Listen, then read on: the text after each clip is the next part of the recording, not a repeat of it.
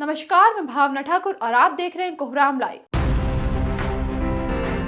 CM Hemant Soren ने कहा कि आपकी योजना आपकी सरकार आपके द्वार अभियान के तहत लग रहे शिविरों में मेले जैसा माहौल है। यहाँ बड़ी संख्या में लोग पहुँच रहे हैं और सरकार की योजनाओं की जानकारी लेने के साथ उससे जुड़ भी रहे हैं। इन शिविरों में अधिकारियों का दल पूरी संवेदनशीलता के साथ लोगों की समस्याओं को न सिर्फ सुन रहा है बल्कि उसका समाधान भी कर रहा है। मुझे यकीन है कि पिछले 2 चरणों की तरह तीसरा चरण भी काफी सफल और प्रभावी रहेगा। मौका था कोलेबिरा सिमडेगा में आयोजित आपकी योजना आपकी सरकार आपके द्वार कार्यक्रम का। मौके पर सीएम ने 20,99,65,111 रुपए की लागत से बनी 653 योजनाओं का उद्घाटन किया। वहीं 800 योजनाओं की आधारशिला रखी।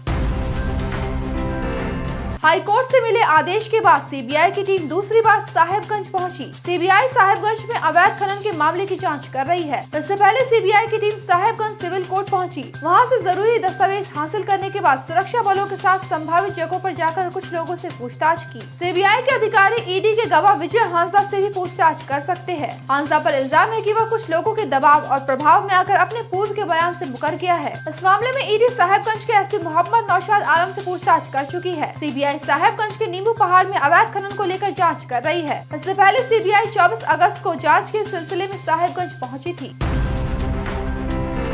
तेज रफ्तार ट्रक कहर बरपा गया। बाइक सवार 2 जवान भाइयों को रौंद डाला। एक भाई की डेड बॉडी ट्रक में काफी दूर तक घसीटती चली गई। दोनों की डेड बॉडी लोगों की रूह कपा गई। उनके चीथड़े हो चुके थे। संजू गिरी और रविंद्र गिरी को मिली दर्दनाक मौत से गुस्साए लोग सड़क पर उतर आए। उन्होंने डाल्टनगंज पांकी रोड को जाम कर दिया। ग्रामीणों का गुस्सा उबाल पर था। मौके पर पहुंची पुलिस ने ट्रक चालक को अरेस्ट कर लिया। वहीं सीमेंट लदे ट्रक को भी जब्त कर लिया। मौके पर पांकी विधायक शशि भूषण मेहता पहुँचे थे। एक ही आंगन से 2 जवान बेटों की अर्थी सस्ता देख लोगों को कलेजा दरक गया। परिवार का हाल बेहाल था। यह हादसा पलामू के सदर थाना क्षेत्र के रजवाड़ी के पास हुआ।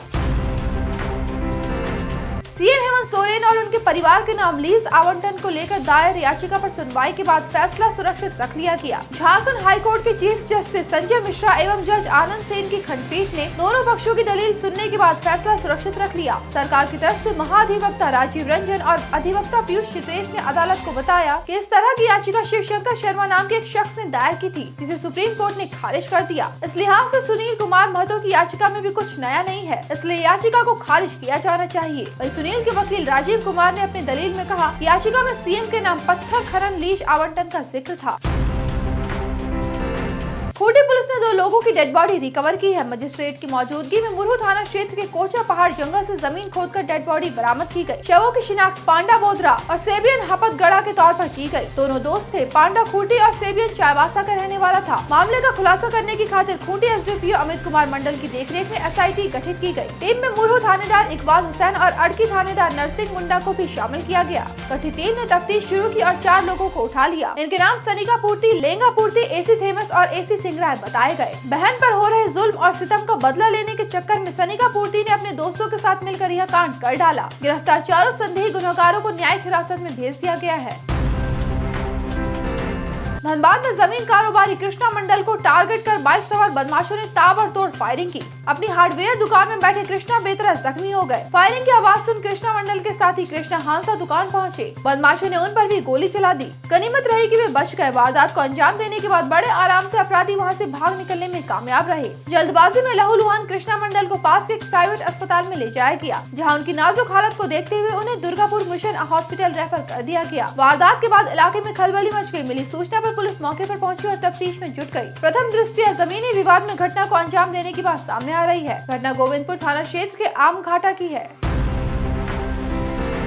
1 जनवरी 2024 से 5 सालों तक करीबन 81 करोड़ 35 लाख लाभुकों को मुफ्त में खाने पीने का सामान दिया जाएगा। PMGKY यानी प्रधानमंत्री गरीब कल्याण अन्न योजना के तहत यह सामान दिए जाएंगे। केंद्रीय मंत्रिमंडल ने पीएम नरेंद्र मोदी की अध्यक्षता में योजना के विस्तार को मंजूरी दी है। केंद्रीय मंत्री अनुराग ठाकुर ने आज मंत्रिमंडल के फैसलों की जानकारी देते हुए कहा, यह एक ऐतिहासिक फैसला है। PMGKY दुनिया की सबसे बड़ी सामाजिक कल्याण योजना है। इसका उद्देश्य 5 साल की अवधि में 11.80 लाख करोड़ की अनुमानित लागत पर 81 करोड़ 35 लाख लोगों के लिए भोजन और पोषण सुरक्षा सुनिश्चित करना है।